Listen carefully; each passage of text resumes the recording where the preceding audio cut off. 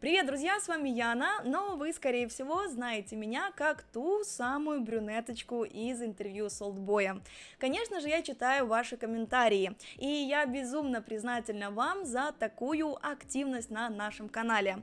Помимо контента с Олдбоем, вы ждете видео и с другими игроками, поэтому сегодня я решила связаться с Матиком для того, чтобы с ним немного пообщаться. Привет! Хорошее начало, мне кажется, правда? Да, отлично. Можно закончить. Да. Во-первых, добро пожаловать в нашу большую семью. Я очень рада, что ты к нам присоединился. Во-вторых, хочу поздравить лично тебя с твоим прошедшим днем рождения и пожелать тебе всегда идти только вперед и никогда не останавливаться на достигнутом. А в-третьих, вы невероятно круто дебютировали новым составом на вашем первом турнире и заняли первое место в групповом этапе EMEA лиги. Как в общем и целом для вас прошел групповой этап и с каким настроем команда готовилась к своему первому турниру? Мы особо сами не готовились, у нас было очень мало времени на подготовку, потому что мы собрались за 2 недели до начала EMEA лиги. Вот, 2 недели там потренились, потыркались. Вот. Началась, получается, сама лига. Первую неделю мы также пытались сыгрываться, во второй неделе у нас было все еще лучше, чем в первой, и по итогу там со второго места вроде на первый перескочили и заняли топ-1 по итогу групповых этапов. А было какое-то волнение или переживание? Я прекрасно понимаю, что у вас огромный игровой опыт, но все же это первое выступление под новым клан-тегом. Было ли какое-то давление со стороны комьюнити или просто волнение? Ну, не знаю, как у других игроков, но у меня не было, потому что я там особо не читаю всякие комментарии и так далее. Ну, иногда бывает так, что порофлить с кого-нибудь. А так я не читаю какие-нибудь комментарии или еще что-то, и какого-то давления нет. Это просто, ну, как в праке то же самое. Иногда есть волнение, возможно, перед самой первой игрой, но она проходит там на стадии лутинга, когда ты только упал, ты начал бегать, все, оно прошло. И ты просто уже играешь в свою игру, и тебя ничего не беспокоит. Ты к нам залетел на интервью сразу же после второго игрового дня гранд-финала. Как прошли вот первые два игровых дня для вас? Ну, первый день прошел плохо. У нас были технические моменты одни с олдбоем связаны. И второй момент — это у меня была температура весь день. Вот, получается, как у нас было. У нас началась первая игра. Олдбой вылетел за 2 минуты до начала первой игры. Не брал трубки, мы не понимали, где он. Искали его. Потом он заходит в Discord с такси, говорит, я еду домой к родителям. Буду играть оттуда, потому что у меня выключили интернет. Вот, и у нас как бы олдбой приехал к родителям, естественно, с одним телефоном и наушниками. И играл без звука, условно говоря, 2 игры. Потом он вроде как позвонил провайдеру, спросил, починили ли интернет. Ему ответили, что да. Он вызвал такси, поехал к себе домой. Приезжает, начинается игра. Это была третья или четвертая игра, точно не помню. У него выключается свет. Он опять вылетает из лобби, везде пропадает. Выбегает на улицу в шортах на лавочку. Боже. Заходит в Дискорд и говорит, что он сидит на лавке, у него выключился свет. Вот, и только к последней игре он подошел посмотреть, домофон включен или нет. И он был включен, он прибежал домой, играл последнюю игру из дома наконец-таки. Как ты изначально познакомился с игровой индустрией? Да никак, у меня был слабый ноутбук, я там сидел обычно в CS-очку, в доту залипал. Потом взял себе 8-й iPhone. Ну, у меня там вообще до этого Android какой-то был, который вообще там не то что играть нельзя было, вообще ничего нельзя было делать. Я, получается, был на первом курсе, взял себе просто iPhone, ну и сидел, залипал в паб, потому что ноут ничего не тянул. А как ты узнал о мобильном PUBG вообще? Кто тебя с ним познакомил? По-моему, это было на паре, мы сидели, нам было делать нечего. Ну, обычные будни студента. Да. Ну и друг сидел в паб, играл. Он говорит, что, скачай, побегай вместе, поиграем. И все, я так скачал, побегал, поиграл. Потом лежал дома, сидел, играл. Лежал, сидел, играл. Именно так. Когда ты сам четко осознал, что ты тоже хочешь быть киберспортсменом? Ну, начало, мне кажется, это самое сложное, если тебя никто не знает, потому что тебе приходится играть со всякими рандомами и так далее, ты вообще не знаешь, кто это. И на тот момент был клан, где играли одни завоеватели. Ну, это, то есть, самый последний ранг. А на тот момент завоеватель там, как бы, казалось, что это очень большая заслуга и так далее. В итоге я просто по приколу попросился в клан, хотя у меня не было завоевателя. Они со мной поиграли, приняли меня. Я такой думаю, ну все, отлично. Теперь будет с кем завоевателя взять, потому что с рандомами вообще играть было невыносимо. После этого меня позвал еще один игрок в другую команду, в 99-е. Вот, это была моя такая самая первая команда, с которой мы начали играть турниры. Не просто паблики ради завоевателя, а всякие мини-турниры. Когда идут первые победы всяких турниров, у тебя такая есть мотивация продолжать дальше играть, потому что чувства, когда ты выигрываешь, они очень Неповторимые. приятные. Да, и хотелось эти чувства испытывать снова и снова, и ради этих чувств как бы хотелось тренироваться. А как отреагировали родители на твой выбор? Ну, с родителями была... Ну, они всегда как бы были против, то, что я вообще играю, в принципе, или еще что-то делаю. И я им как бы очень долгое время не говорил, то, что я вообще в принципе играю или что-то делаю. И я летом должен был лететь к себе домой в родной город из Санкт-Петербурга. А я в это время был на буткемпе, я как бы родителям об этом не говорил. Буткемп был в Москве. Мгм. И потом я понимаю то, что мы прошли на LAN в Берлин. Я просто звоню маме и говорю, мам, я не прилечу домой, я лечу в Берлин. А как она отреагировала? Ну, очень плохо. Серьезно? Да, она сначала очень плохо отреагировала, потом прошло какое-то время, она подуспокоилась. Мой брат пытался объяснить, я ей пытался объяснить, что это все нормально, потому что она думала, то, что я улечу там в Берлин, меня сдадут в рабство, а я не знаю. И все, я ей попытался объяснить. Ну и теперь она смотрит мои игры, поддерживает. Ну Бывает. смотри, теперь у твоей мамы есть канал Navi PUBG Mobile, куда она может зайти и посмотреть и узнать, как дела у сына. Мне кажется, это оптимальный вариант. Ну, скажи обязательно, чтобы подписывалась. Да, кстати, ребята, подписывайтесь на канал, кто еще не подписан. Впереди будет очень много интересного контента. А как вообще комьюнити отреагировала на твой переход в Dream Eaters? Потому что ты даже в одном интервью шутила по поводу того, что ты приходишь в команду для того, чтобы ее развалить. Ну, это скорее больше изначально как бы от комьюнити появилось, а я просто подхватил это. Ну, это, я думаю, просто было связано с Team Unique. То есть до Team Unique не было таких рофлов, но из-за того, что я заменил боя, Ну да. у всех как бы это вызвало сомнения. И, ну и после этого как бы это уже все пошло. Это не я начал. Я просто подхватил и все. Ну, видимо, оно так и получается, что развалена команда. Вы заняли второе место на европейских финалах PMSO. Сначала первые эмоции были то, что мы все проиграли из-за последней игры. Там была такая последняя игра, не очень, ну как бы она была приятная для нас.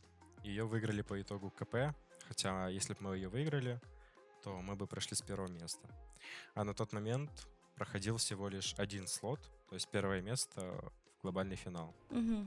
Вот, спустя какое-то время из-за коронавируса, из-за эпидемии, нам говорят то, что мы играем в World League, потому что добавили один слот из-за того, что LAN отменили.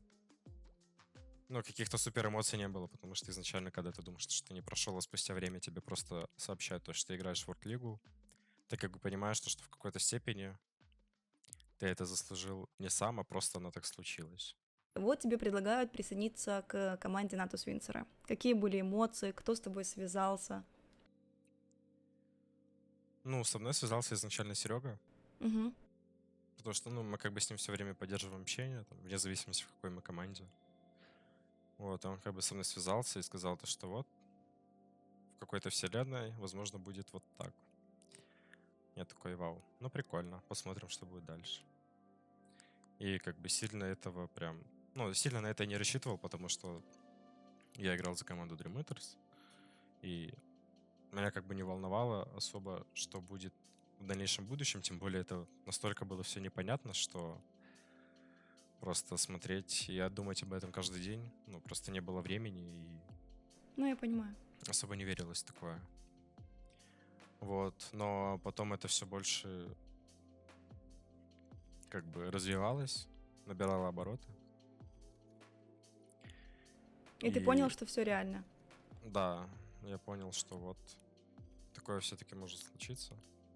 У меня не было прям сильного чувства радости, у меня Внутри, наоборот, было такое ощущение, то, что теперь нужно показать такие результаты, чтобы НАТО Свинцера всегда было на первых строчках. Потому что, ну, чтобы соответствовать там организации и так далее.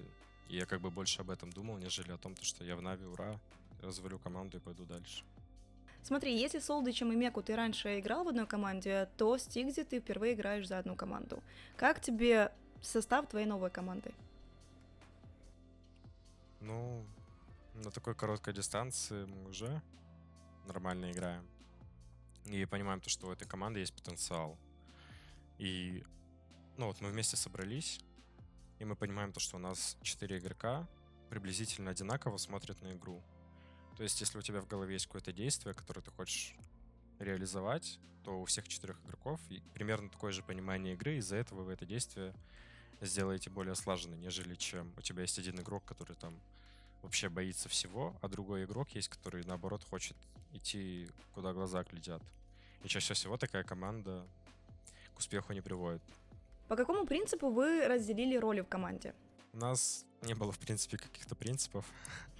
Мы просто начали играть, и со временем примерно понимали, кого там стоит слушать в приколах, кого стоит там отправить сыграть соло, кому нужно напомнить, чтобы он не заигрывался. Это просто как бы со временем фиксили ошибки за вот эти 2 недели, чтобы быть готовым к отборочным EMEA лиги. Ты вот сказал, что вы будете лететь в Китай на ПЭК другим составом, с 2 заменами. Что ты думаешь по поводу такого состава? Ну, с Олдбоем и Адером мы какое-то время все равно вместе играли. Это было Мгм. давно. Я все забыл. А с Лайтнингом я, в принципе, не играл. Ну, мы так с ним пообщались, когда собирались на пек. Ну, просто адекватный парень вроде. Надо будет вместе поиграть, на карантине посмотреть. Но мне кажется, то, что мы втроем, как минимум, сможем дать темп Лайтнингу, чтобы он понял нашу идею игры, возможно. Ну, потому что, мне кажется, у нас у троих будет примерно одно и то же понимание игры, но насчет Лайтнинга ничего сказать не могу. Дима в нашем интервью сказал, что он планирует в Китае, ну, примерно, скажем так, забрать с 3 по 5 место. Вот его предикт на этот турнир. Хотелось бы узнать, какие у тебя предикты на этот турнир. Ну, если, конечно, ответить для аудитории, то, мне кажется, в топ-3 надо заходить. Но если рассчитывать на просто уровень других регионов, то, мне кажется, первую топ-3 займут азиаты. Мгм. Потом там еще есть одна команда Бегетрон, которая лучшая в своем регионе. Она, возможно, займет там с 4 по 6. Туда также, возможно, войдут Лупсы и мы. Я думаю, ну, примерно в топ-6, в топ-7 мы должны зайти. Чем ты увлекаешься помимо киберспорта? Учусь. Где, на кого? В СПБ ГМТУ на факультете кораблестроения и океанотехника на 4 курсе. Вот там как раз сейчас идут маленькие проблемки, потому что я уезжаю в Китай и не смогу ходить на пары. Но об этом я там не предупредил ни деканат, ничего, никого. Я просто уеду, потом Мгм. приеду, разрулю. А ты на стационаре, правильно? Да, я на дневном обучении. А как ты совмещаешь и пабг, тренировки, турниры, праки и учебу? Я вот сам не знаю, как я вообще это совмещал на протяжении там 3 лет. Но вообще как-то, я не знаю, не могу сказать то, что мне сильно мешает учеба. Тем более с коронавирусом вообще не мешает. Хоть прошло не так уж много времени, но все же ты не жалеешь, что попал в команду НАТО Свинцера? Нет, чему тут жалеть, когда всех выигрываешь. Блин, мне так нравятся твои ответы. Это можно просто разбирать на цитаты. И в конце ты можешь сказать пару слов нашим и вашим фанатам и болельщикам. Так, ну недавно я им уже передавал пару слов на официальной трансляции. Их, возможно, сегодня показывали. Но, короче, вот есть 2 пары кроссовок, нужно выбирать всегда одну и не переобуваться. Это раз. 2, все-таки положительные комментарии я читаю, я их вижу. Поэтому, ну, как бы вы сами знаете, что нужно делать, чтобы я их увидел.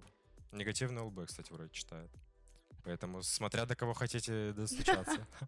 Но тут, я думаю, негативных будет больше тогда, чем положительных.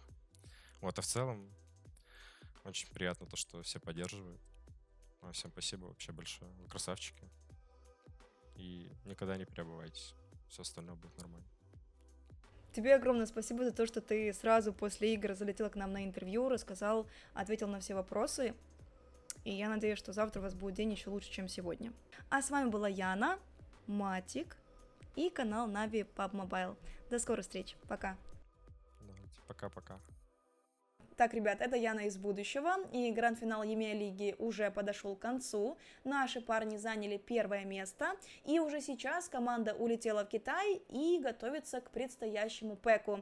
А пока подписывайтесь на наш канал, ставьте лайки и пишите в комментариях, с кем из игроков мне снять следующее интервью.